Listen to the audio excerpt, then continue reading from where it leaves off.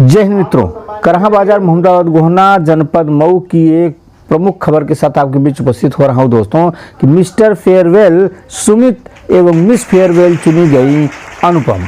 मोहम्मदाबाद गोहना तहसील अंतर्गत करहा बाजार के प्रसिद्ध कोचिंग संस्थान सर्वोत्तम साइंस क्लासेज में आयोजित विदाई समारोह में मिस्टर फेयरवेल सुमित वर्मा एवं मिस फेयरवेल अनुपम सिंह चुनी गई।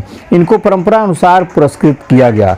समारोह में उपस्थित गणमान्य अतिथियों के द्वारा उक्त बच्चों सहित सभी विदा हो रहे बच्चों को संस्थान का मेडल एवं डॉक्यूमेंट्स फाइल देकर सम्मानित किया गया। विभिन्न प्रतियोगिताओं के माध्यम से चुने गए विदा हो रहे संस्थान के विद्यार्थियों में श्रेष्ठ बालक बालिका वर्ग का चुनाव किया गया था।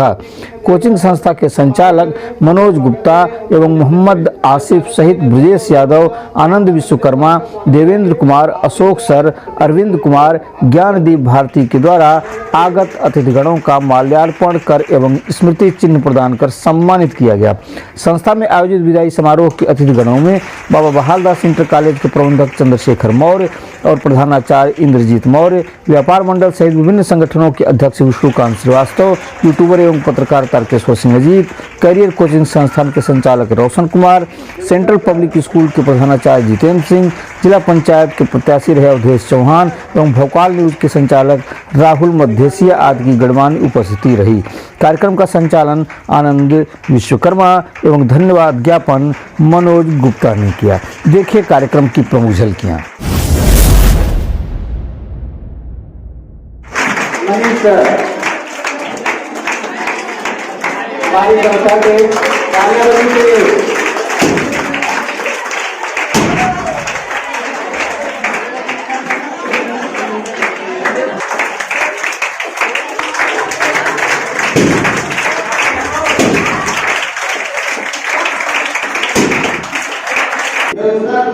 चाहूंगा इस संस्था के संचालक आदरणीय आसिफ सर को जिनके प्रयास से प्रयास और लगातार कर रहे हैं कि इस कार्यक्रम को सफल बनाया जाए, इस कार्यक्रम को सफल बनाया जाए।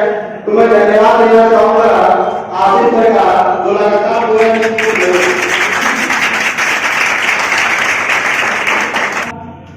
गीतांजलि यूट्यूब के यूट्यूबर और वर्तमान में गीतांजलि एक्सप्रेस चला रहे हैं उसके यूट्यूबर श्रीमान तारकेश्वर सिंह अजीत जी, उनके बगल में बैठे हुए विभिन्न संस्थाओं के अध्यक्ष, उपाध्यक्ष, महामंत्री और न जाने कितने पदों पर आसीन हमारे बीच में बैठे हुए वरिष्ठ पत्रकार, इस क्षेत्र के प्रख्यात चिकित्सक श्रीमान विष्णुकांत श्रीवास्तव जी, उनके बगल में बैठे हुए श्रीमान सेंट्रल पब्लिक स्कूल के प्रधानाचार्य श्रीमान जितेंद्र सिंह जी, उनके बगल में बैठे हुए श्रीमान अवधेश चौहान जी, आशीष सर जी, सारे छात्र छात्राओं,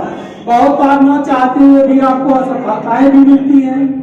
आप जो बनना चाहते हैं बहुत बार नहीं बन पाते हैं और जो नहीं बनना चाहते हैं बहुत बार बन भी पाते हैं। तो गीता में जो कहा गया है कि कर्मण्येवा अधिकारस्ते मां फलेषु कदाचन, तो फल में फल की इच्छा नहीं रखते हुए, यानी फल की इच्छा तो होती ही है, उसमें किसी भी प्रकार की आसक्ति न रहते हुए आप तन मन से। आदरणीय मंच और प्यारे बच्चों, आप सबका एहतराम करता चलूं, इधर से गुजरा तो सोचा सलाम करता चलूं, इधर से गुजरा तो सोचा सलाम करता चलूं। आप जिस सर्वोत्तम साइंस क्लासेज में बैठे हुए हैं, यह इसी सत्र की संस्था है और इसके उद्घाटन में मैं आया था। अगर इस कोचिंग संस्थान में पढ़ते हुए आप लोगों को कुछ बोध न हुआ, आने वाली आगामी परीक्षाओं में अगर आप इस कोचिंग संस्थान में पढ़ने के नाते कम समय में और बेहतर समय में अपने प्रश्नों का हल नहीं कर पाते हो, तो कोचिंग संस्था की उपरी गुरुजन और बालकों से अनुरोध, विद्यालय में और कोचिंग संस्थान में क्या अंतर होता है? आपको विद्यालय में भी पढ़ाया जाता है और कोचिंग में भी पढ़ाया जाता है। संभवतः बहुत सारे गुरुजन ऐसे होते हैं जो विद्यालय में भी पढ़ाते हैं और उसी कोचिंग में भी पढ़ाते हैं जहां आप पढ़ने जाते हैं। तो फिर अंतर क्या है दोनों? कोचिंग में पढ़ने का मतलब कि आपको कम समय में प्रश्नों के हल करने का ट्रिक्स मालूम हो जाए, आपके समय की बचत हो।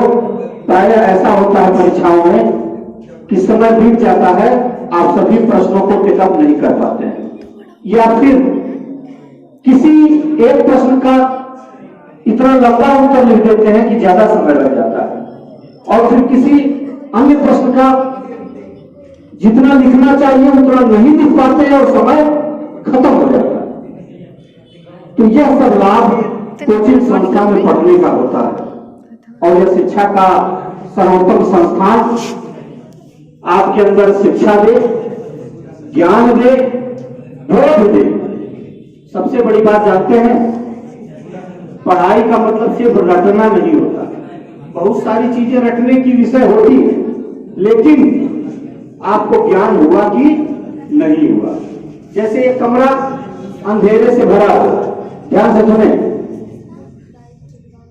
और उसमें लाइट जला दी जाए तो क्या होगा? प्रकाश होगा। उजाला क्या है? ज्ञान। उजाला क्या है? ज्ञान। और अंधकार क्या है? आपकी अज्ञानता है और अशिक्षा। तो अशिक्षा और अज्ञानता को दूर करने का जो प्रकाश है, जो उजाला है, जो दीपक है, जो बल्ब है, वही क्या है? ज्ञान है, बोध है, शिक्षा।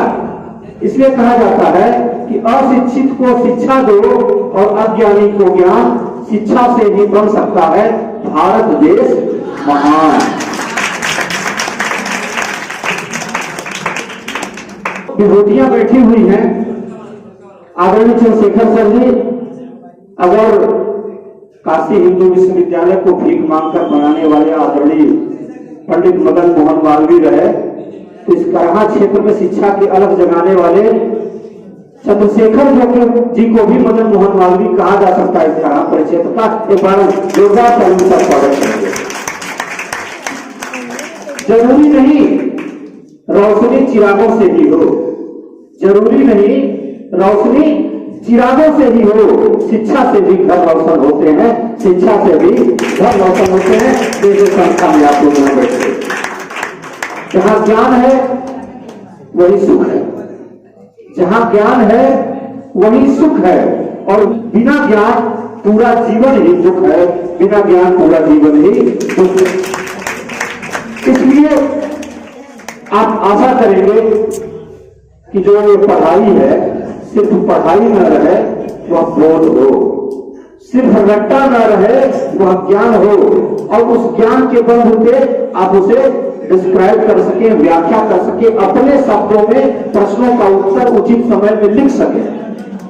तब तो आपके इस कोचिंग संस्थान का और विद्यालय की पढ़ाई का कोई मतलब है। अज्ञान के अंधेरों से हमें ज्ञान के उजालों की ओर ले चलो, अज्ञान के अंधेरों से हमें ज्ञान के उजालों की ओर ले चलो। इस जहां के सारे दुखों का एक कारण है, जैसा सर ने बताया, सारे जहां के सब दुखों का एक ही तो निदान है, या तो वो अज्ञान है, या तो वो अभिमान है। या तो हमें ज्ञान नहीं है, या तो ज्यादा ज्ञान होने का अभिमान है। तो ज्ञान भी जरूरी है और ज्ञान का घमंड भी होना जरूरी नहीं है। इन दोनों चीजों का ध्यान रखते हुए आप सभी से विदा चाहता हूँ। सितारों को आंखों में महफूज रख लो, सितारों को आंखों में महफूज रख लो, बहुत दूर तक रात ही रात होगी, मुसाफिर हूं मैं भी मुसाफिर हो तुम भी किसी मोड़ पर, फिर मुलाकात होगी किसी मोड़ पर।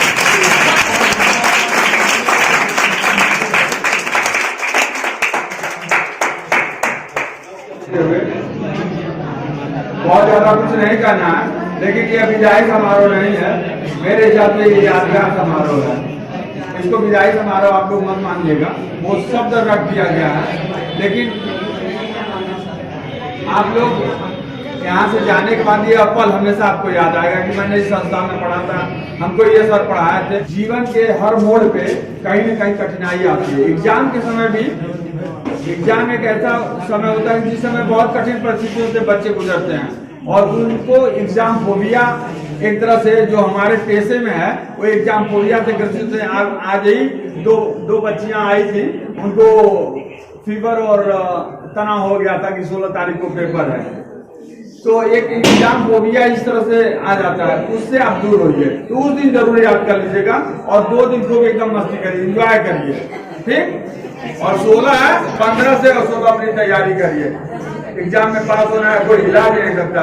और उससे भी अभी जल्दी एक संस्था में मैं था तो वहाँ बच्चे थोड़ा पीछे हो गए थे और बच्चियां हर जगह आ गए और आप लोग डांस करेंगे। और एक चीज और जान लीजिए, ये इंटर या हाई स्कूल जो ये खत्म होता है, इसके बाद जब आप BA BSc या MSc में जाते हैं तो आपके सपने बहुत होते हैं। ये बताइए, सपने में सारे लोग डॉक्टर, इंजीनियर, IAS टीचर बनने का कौन कौन लोग देखे हैं, जरा ये बता दीजिए।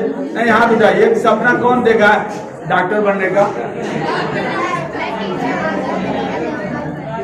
और आर्मी, IAS का?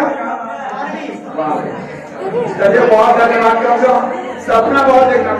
देखिए, निराशा से बहुत बढ़िया है आशा। अगर आशा नहीं रखेंगी, विश्वास से संकल्प रखेंगी, नहीं रखेंगी तो कभी आगे नहीं बढ़ पाएंगी। और ये जो समय होता है ना, आदमी सोच नहीं पाता है। इस पे एक छोटा सा शेर आपको बता दूं कि माझी तेरी कश्ती में सवार बहुत हैं, माझी तेरी कश्ती में सवार बहुत हैं, कुछ इस पार तो कुछ उस पार बहुत हैं। माझी तेरी कश्ती में सवार बहुत हैं, कुछ इस पार तो कुछ उस पार बहुत हैं। और तुमने खोली है जिस गली में शीशे की दुकान, उस गली में पत्थर के खरीदार बहुत हैं।